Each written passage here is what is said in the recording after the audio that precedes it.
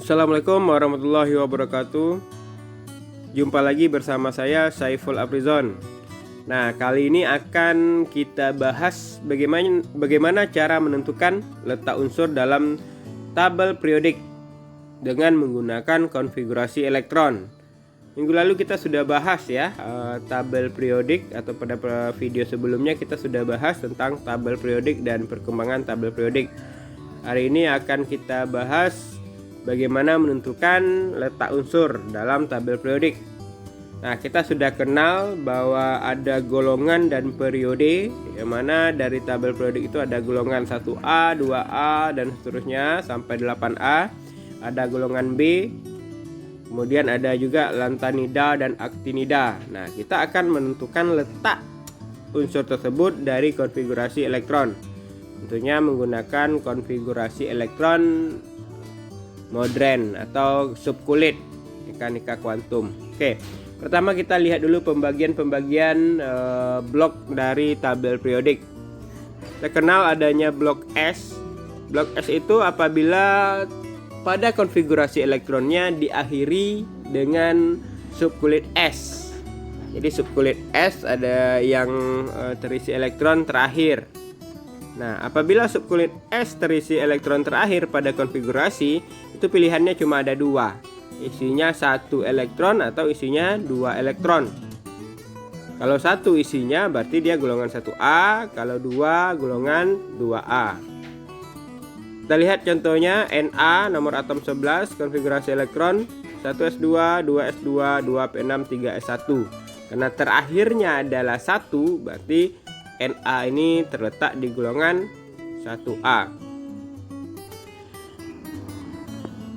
Kemudian kita lihat di situ S-nya di 3S ya. Berarti N tertinggi atau kulit tertingginya 3. Nah, 3 ini juga dapat menentukan periode.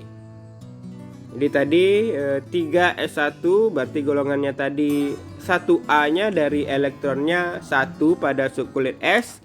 Kemudian periode 3-nya adalah karena N tertinggi yang terisi elektron adalah kulit ketiga, 3S1. Berarti Na terletak di periode 3. Ca 20. Konfigurasi elektron 1s2, 2s2, 2p6, 3s1, 3p6, 4s2. Berarti Ca ini golongan ya 2A periode 4. Oke. Sekarang kalau terakhirnya P pada konfigurasi elektronnya terakhir P, berarti ini adalah blok P. Jumlah elektron dari S ditambah jumlah elektron pada P itu menunjukkan golongan dari unsur tersebut.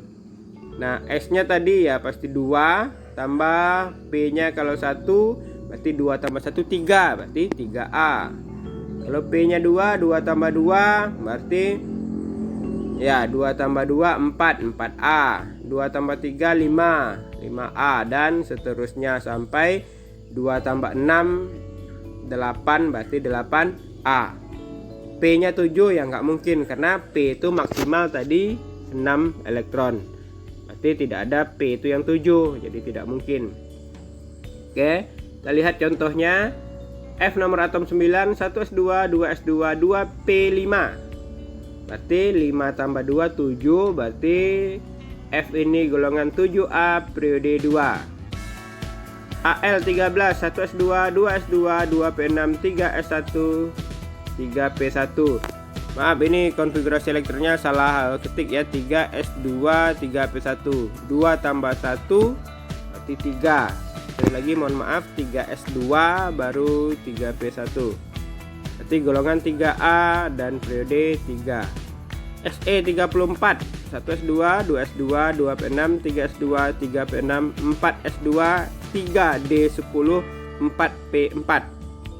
Nah, 4s2, 4p4.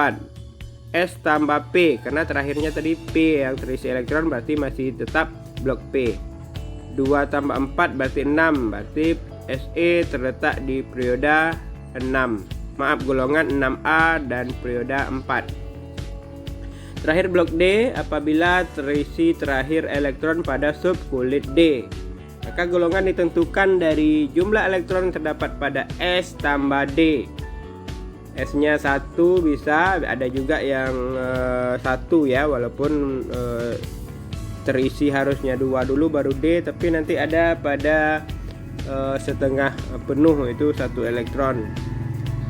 2 tambah 1 3 berarti 3B, 2 tambah 2 4 berarti 4B, dan seterusnya. 2 tambah 5 7 7B, 2 tambah 6 8B.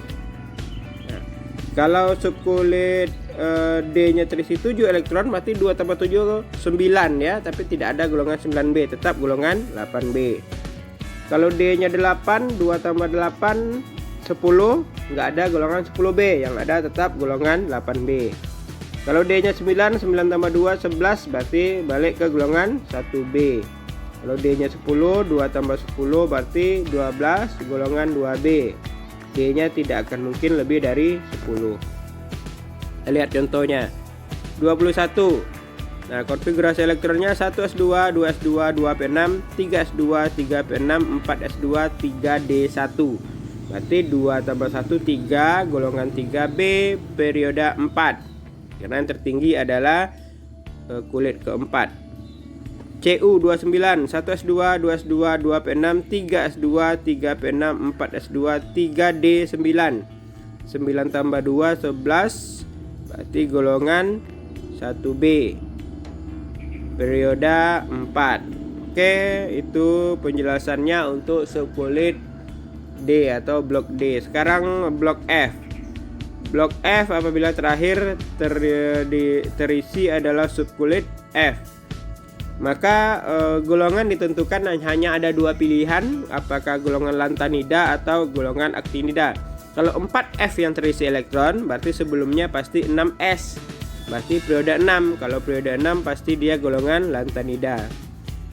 Kalau 5F yang terisi elektron berarti sebelumnya ada 7S, berarti ini periode 7. Kalau periode 7 berarti golongan aktinida. Oke, kita lihat contohnya ND nomor atom 60, terakhirnya 6S2 4F4. Karena 4F yang terisi terakhir berarti dia golongan lantanida. 6S itu menunjukkan bahwa lantanida itu periode 6. Oke, kemudian TH 90 itu terakhirnya 7S2 5F2, berarti 7 periode 7, atau bisa dilihat dari 5F berarti aktinida. Nah, ini golongan aktinida periode 7. Kita lihat contoh soal, kita bahas beberapa contoh soal. Ini soalnya, tentukan letak unsur dalam tabel periodik atau sistem periodik unsur dengan golongan dan periode sebagai berikut. Mg nomor atom 12, N nomor atom 7, Cl nomor atom 17, Mn nomor atom 25, dan Ce nomor atom 58. Kita coba lihat yang A dulu.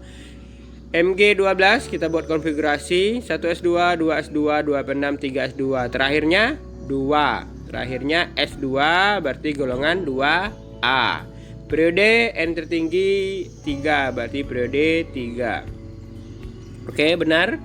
Kita lihat lagi. N7, 1s2, 2s2, 2p3. Berarti karena ini P terakhir berarti ditambahkan dengan S. Nah, 2 tambah 3, 2 tambah 3 5. Berarti 5A, periode 2. Oke, benar. Kita lihat Cl 17. 1s2, 2s2, 2p6, 3s2, 3p6.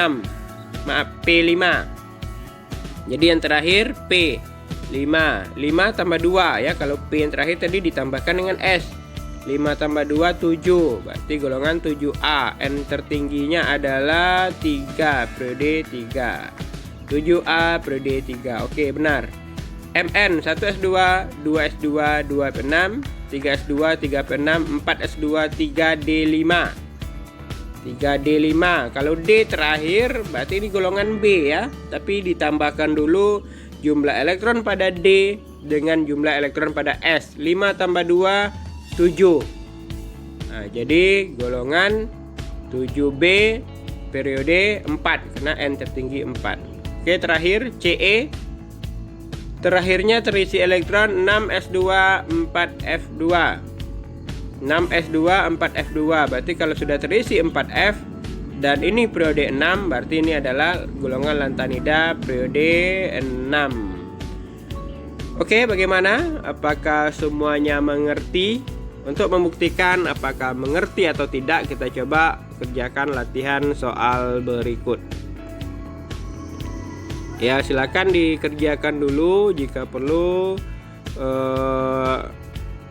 di post dulu videonya, kita lihat dulu soalnya, langsung dikerjakan di buku catatannya masing-masing.